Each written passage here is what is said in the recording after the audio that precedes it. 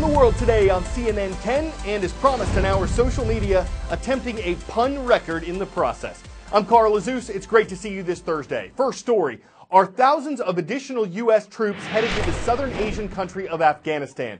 That's something that U.S. national security advisors may be requesting from President Donald Trump.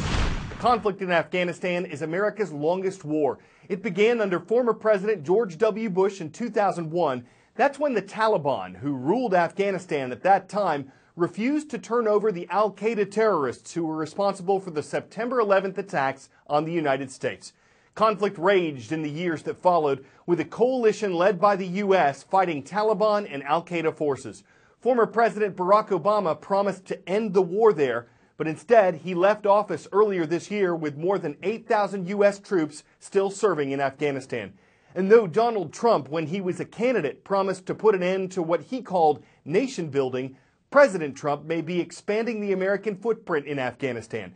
Just like in 2001, the Taliban still pose a challenge in the country.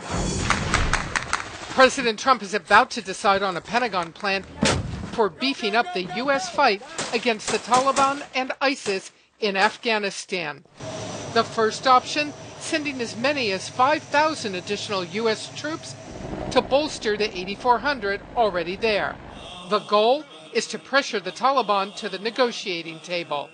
Candidate Trump initially opposed sending more troops, but later acknowledged the need for a military presence. Do I love anything about it? No. I think it's important that we, number one, keep a presence there, and ideally, a presence of pretty much what they're talking about, 5,000 soldiers. But are more troops the only answer from the president? One of the things that he has asked his national security team to do is to actually rethink the strategy. How do we actually, how do we win? How do we eliminate the threat? He has to square the circle between no more nation building, reducing America's footprint abroad, and his pledge to go after bad guys. Defense Secretary James Madison says progress is being made. In Afghanistan, we're up against a determined enemy. As I said, ISIS has been thrown back there. Al-Qaeda has been unable to mount attacks out of Afghanistan. After U.S. troop levels rose to 100,000 in mid-2010, President Obama set a plan to reduce the U.S. effort. With the Taliban now back on the rise, commanders want Trump to also approve authority to conduct more airstrikes and ground operations. What we need to watch for and be careful about is if 10,000 becomes 20,000, 20,000 becomes 30,000. We've been there since 2001. That's 15 plus years. Not a lot to show for it. President Trump already has given more authority to commanders overseeing operations in Iraq, Syria, Yemen, and Somalia. In Afghanistan, the decision to launch the Moab bomb for the first time was made by the general on the ground. But it is U.S. Special Operations Forces that have suffered casualties in repeated counterterrorism operations, a total of 12 killed in combat in the last year. A warning from the top commander. We're not a panacea. We are not the ultimate solution for every problem, and you will not hear that coming from us. 10-second trivia. Which of these words comes from a Spanish term meaning cauldron? Caldera, calibrate, callus, or calcite? Think volcanoes for this one. Caldera, which is Spanish for cauldron, is a large crater left by the collapse of a volcano. 3 countries, including the United States, have warned people about traveling to part of the Philippines, a nation of thousands of volcanic islands located in Southeast Asia. The U.S. says it has credible information about a terrorist threat to travelers in the Philippines' Palawan province. Military officials in the island nation say travelers will be safe. The Philippines isn't a particularly large country in land area. It's a little bigger than the U.S. state of Arizona, but its islands are spread out over several hundred miles. And because they're so pristine, with everything from diverse marine life to unique and fascinating calderas, its appeal to tourists is as clear as the waters around it.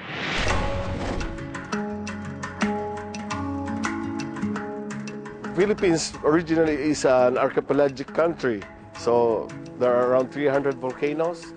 Each one of them offers a different kind of attraction.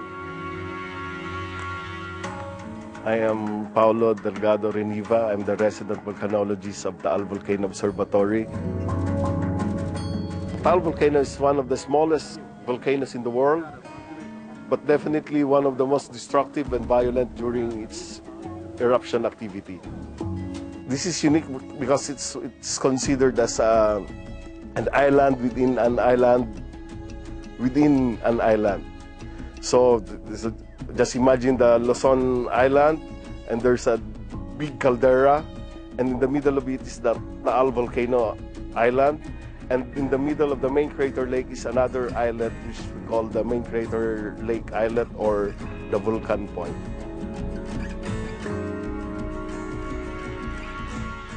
Taal Lake is the main tourist attraction here in Batangas province. It attracts investors for the commercial fishing or fish farming. It attracts tourists who are interested in trekking, horseback riding, or simply sailing on the Taal Lake. Going up the volcano is pretty tough. It gets quite steep, but it's definitely worth it. And when you get to the top and see the crater, it's pretty spectacular.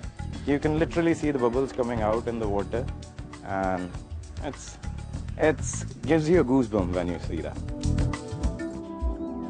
Anyone interested in earth sciences or interested on how volcanoes form, it's a good attraction for them. Coming to Taal is like entering a time machine. You learn about volcanoes, you learn about the culture of the people living within the volcano. So you learn more about the Philippines.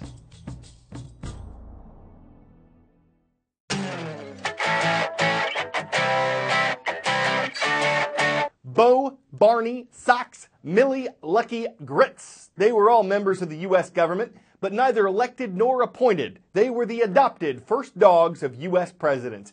Teddy Roosevelt practically had a zoo. His family entered the White House carrying a lizard, a badger, assorted birds, guinea pigs, a hyena, a rabbit named Peter, a pony named Algonquin.